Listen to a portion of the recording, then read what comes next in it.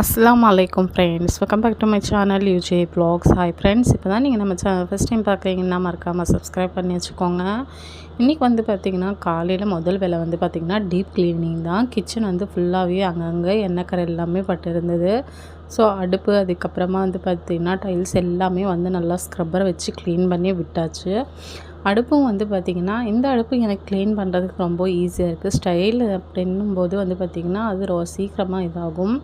அதுக்கப்புறமா பார்த்திங்கன்னா டிஃபனுக்கு வெண்பொங்கல் தேங்காய் சட்னி தான் செஞ்சுருந்தேன். அதுக்கப்புறமா நைட்டுக்கு பார்த்திங்கன்னா பீஃப் பிரியாணி தான் செஞ்சிட்ருக்கேன். ஸோ பீஃப் வாங்கிட்டு வந்திருந்தாங்க, அதுதான் வச்சு பிரியாணி ஒரு சைடு ரெடியாக ஆயிடுச்சு.